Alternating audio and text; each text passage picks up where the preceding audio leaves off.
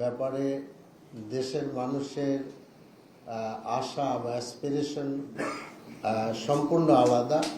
আমরা জুলাই আন্দোলন এসেন্সটা হলো যে সংসদই হোক আমাদের জাতীয় জীবনের সকল আলোচনা এবং সমস্যার সমাধানের আপনার কেন্দ্র। সেক্ষেত্রে সরকারি দলের সাথে বিরোধী দল সমানভাবেই ইম্পর্টেন্ট। তো সেই সব বিষয় নিয়ে আমরা কথা বলেছি যে কি করে একটা সংসদে সরকারি দল এবং বিরোধী দল তারা ইম্পর্টেন্ট রোল প্লে করতে পারে। আর অনেকগুলা ডিফিকাল্টিজ আছে, কারণ আপনারা জানেন যে সরকারি দল এখন একটা বড় মেজরিটি নিয়ে আছেন।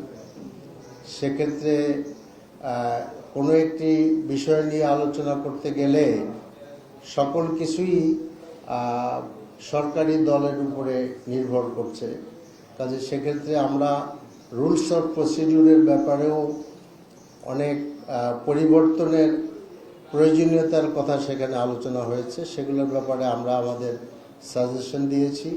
তারা একটা রিপোর্ট তৈরি করবেন এবং তারাও আমাদের কিছু সাজেশন দিয়েছেন যে কী করে পার্লামেন্টকে আরও শক্তিশালী করা যায়।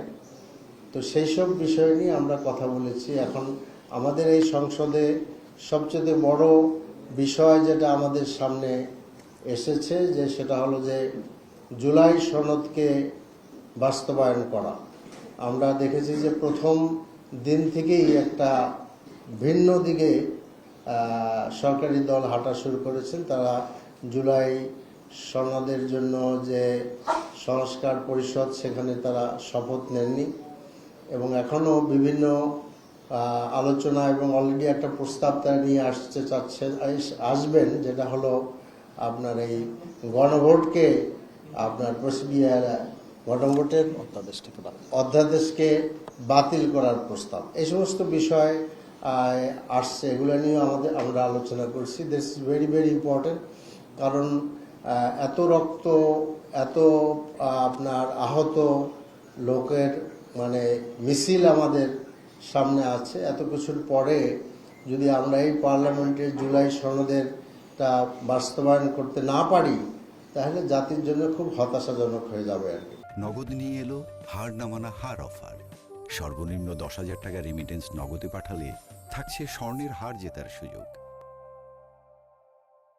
তো এসব বিষয়ে আলোচনা হয়েছে এবং আমরা সেখানে আমাদের পরামর্শগুলো রেখেছি যে কী করে পার্লামেন্টকে আরও শক্তিশালী করা যায়। এবং এখানে মূল কথা হলো যে আরেকটি ইম্পর্টেন্ট কথা হলো যে পার্লামেন্টের বিভিন্ন যে কমিটি আছে জুলাই সনদের এসেন্স অনুযায়ী সে সমস্ত কমিটিতে অনেকগুলাতেই বিরোধী দলের লোকেরাই হেড করবেন। সেটা এখনও বাস্তবায়ন হয় নাই। এটা আমাদেরকে দেখতে হবে, যদি না হয় তো সেখানে একটা ব্যত্যয় ঘটবে। এরপর একটা বিষয় আছে যে আমরা যে সমস্ত প্রপোজাল দিচ্ছি বা কোশ্চেন আসছেন রেজ করব, সেই সব কোশ্চেন পার্লামেন্টে পেশ করা বা উত্তর দেওয়াটা টোটালি নির্ভর করতেছে সরকারি দলের উপরে। কাজে সেখানেও একটা ঐক্যমত থাকা উচিত বা এমন একটা সিস্টেম থাকা উচিত যাতে করে আমাদের কোশ্চেনগুলো আমরা পার্লামেন্টে আলোচনা করতে পারি। তো এইসব বিষয় নিয়ে আমাদের কাছে তাদের সাথে আলোচনা হয়েছে এবং আমরা এটাও বলেছি যে পার্লামেন্টের সদস্যদেরকে কি করে আরও ট্রেন করা যায়, ডেভেলপ করা যায় টু রোল প্লে করার জন্য, ভূমিকা পালন করার জন্য, যাতে করে পার্লামেন্ট কার্যকরী হয় আর কি। তো আমার মনে হয় যে আরও কিছু জিনিস বাদ থাকে তাহলে আমি শেষে যোগ করতে পারো। তো মোটামুটি এটাই কথা আর কি।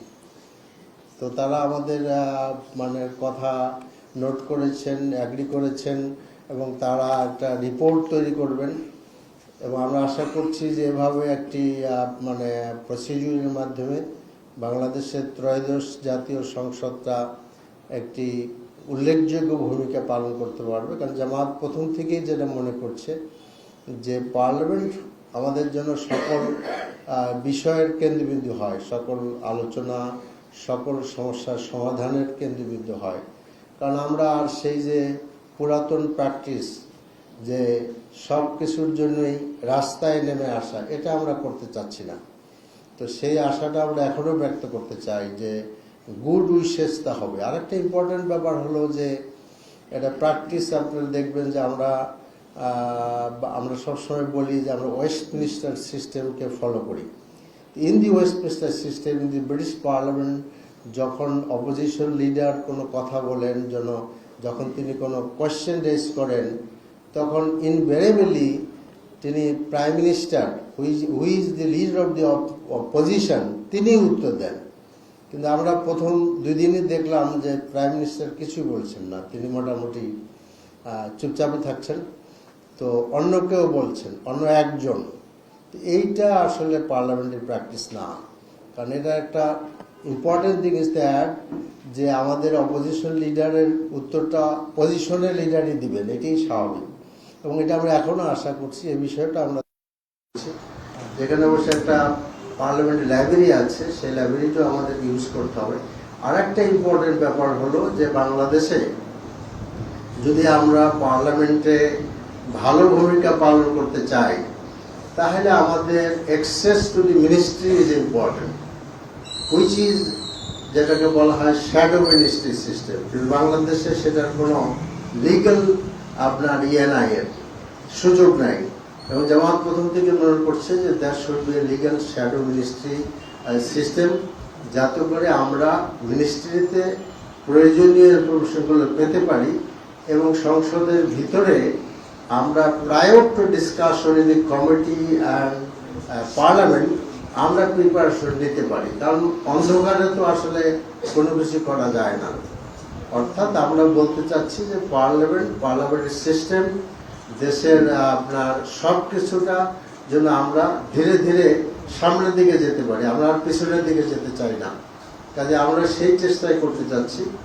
আমরা আশা করছি যে গুড উইশেস আমাদের সরকারের হবে এবং তারা একটা সুন্দর প্র্যাকটিস গড়ে তুলবেন। কারণ এই পার্লামেন্টের পরে তো আবার পার্লামেন্ট হবে। কাজে আমরা যদি কিছু ভালো রেখে যেতে পারি, তাহলে ভবিষ্যৎ পার্লামেন্ট, আজকের বাংলাদেশ, ভবিষ্যতের বাংলাদেশের জন্য একটা আমরা সুন্দর ভালো জিনিস রেখে যেতে পারবো। সেটা আমাদের সরকারি দল, বিরোধী দল সকলেরই জন্য এটা আমাদের কৃতিত্বের স্বাক্ষর আমরা রেখে যেতে পারবো। তো আপনাদের তারাও যেটা বলেছেন, তারা অলরেডি গভর্নমেন্টের সাথে কয়েক দফা মিটিং করেছেন, গভর্নমেন্টের সাথে কথা বলেছেন, বিভিন্ন স্টেক হোল্ডারদের সাথে কথা বলেছেন। যেসব বিষয়ে আমরা সাজেশন দিয়েছি তারা একটা রিপোর্ট করবেন, they will proceed this report to the government also, to us also. তো বাই দিস আমরা মনে করি যে একটা জিনিস গড়ে উঠতে পারবে, আমরা আশাবাদী হতে চাই। তা আপনাদেরকে অনেক অনেক ধন্যবাদ যে আপনারা কষ্ট করে এসেছেন। ইনশাল্লাহ আবার দেখা হবে। আসসালামু আলাইকুম।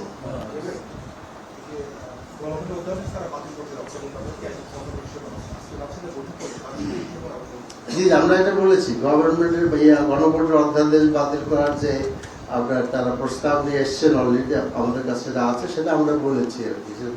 এটা আসলে খুব একটা মানে অদ্ভুত একটি ব্যাপার যে আপনি আমরা সকলে মিলে ঐক্যমত্য কমিশনে আমরা অংশগ্রহণ করলাম, আমি নিজে ছিলাম, শিশির ছিল, আমরা দীর্ঘদিন সেখানে ডিসকাশন করলাম। আর দুষ্ট লোকেরা বলে যে আমরা ভালো ভালো খাইলাম আর কি। এখন যদি আমরা কিছুই না করি তাহলে দুষ্ট লোকের কথাটাই তো আসলে এস্টাবলিশ হয়ে যাবে যে আমরা গেলাম, খাইলাম, কিছু করলাম না। তো কাজে আমরা সেটা বলেছি যে আমরা শুধু ডিসকাসই করিনি, আমরা নোট অফ ডিসেন্ট দিয়েছি, আবার আমরা একমত হয়েছি। এবং আপনারা চিন্তা করে দেখেন যে বাংলাদেশের ইতিহাসে right from the Pakistan up to this days কোনো একটি সময়ে পলিটিক্যাল পার্টিগুলো এত বড় বিষয়ে এবং অনেক বেশি বিষয়ে ঐক্যমত হয়নি। আমি আপনার আশা করি আপনারা একমত হবেন। This is a very unique feature of our political history. So this is very important for all the political party যে এই যে একটা আমরা ঐক্যমত হলাম, এই ঐক্যমতকে বাস্তবায়ন করা। কারণ আপনি তো বাস্তবায়ন করার পরে আপনি জুলাই চার্টারে স্বাক্ষর করেছেন। তো এতগুলো মানে জাতি দেখলো আর কি, পুরা জাতি দেখলো ইন্টারন্যাশনাল অর্গানাইজেশনগুলো সেখানে ছিল, দেশ বিদেশে সমস্ত জায়গায় আমরা এটা দেখলাম প্রচার হতে। তারপরে যদি আমরা মানে করি, ব্যাকওয়ার্ড ওয়াক করা শুরু করি, তখন আমাদের জবাবটা কি হবে? জাতি হিসাবে আমরা খুবই আপনার লজ্জার মধ্যে পড়ে যাব এবং লোকেরা মনে করবে যে এই জাতি দ্বারা আসলে কিছু হবে না। এবং আপনারা তো এটা সবচেয়ে বড় সাক্ষী। কাজে আপনারা এটাই তো বলবে লোকেরা যে টক টক টক, এবং কিছু ইটও করে, তারা খায়, কিন্তু কাজের সময় তারা আর কিছুই করে না, ওই আগের গর্তেই ফিরে যায় আর কি।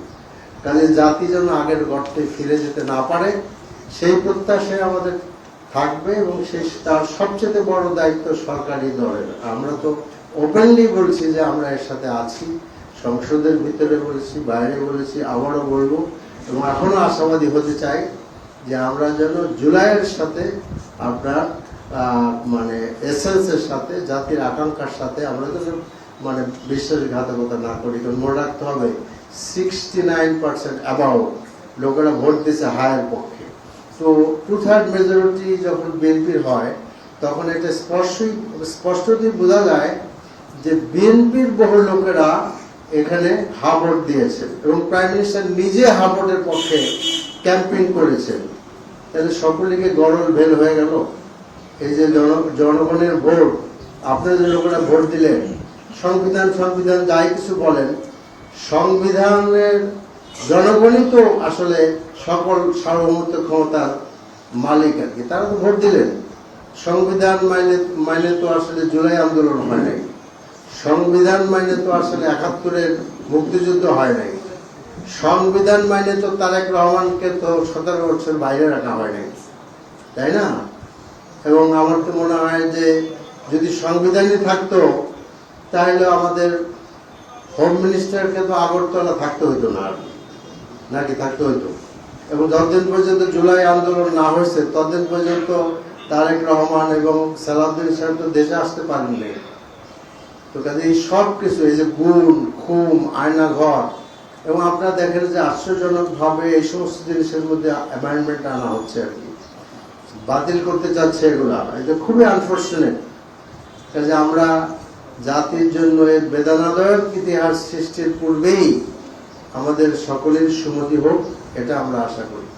আপনাদেরকে অনেক অনেক ধন্যবাদ। আসসালামু আলাইকুম।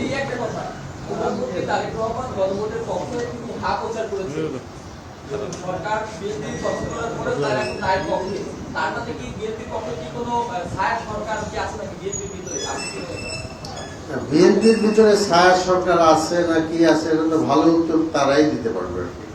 আমরা যেটা আকাশের যে চাঁদ ওঠে ওই চাঁদটাই তো আমরা দেখবো আর কি। আপনার মনের মধ্যে কথাটা আমি বাইর করতে পারবো না, আমি তো আসলে আল্লাহ খোদা নই। আমরা দেখবো যে পার্লামেন্টে কি হচ্ছে, আমরা দেখবো আপনারা বাইরে কি বলছেন। কাজে ভিতরের কথা টাইনে বাইর করার দায়িত্ব আমার না, এটা কোনো প্রয়োজনই নাই। হুইচ দ্যাট ইজ এক্সিবিটেড আপনার in the broad daylight, that is the fact. Other কিছু খোঁজার আমাদের কোনো প্রয়োজন নেই। এবং এটা যে বোঝা যাচ্ছে যে তারা লক্ষণই দেখা যাচ্ছে যে তারা আগের পজিশন থেকে সরে আসতেছে। আপনি দেখেন এটা কিন্তু পার্লামেন্টের আগেই হয়েছে, পার্লামেন্ট বসার আগেই হয়েছে।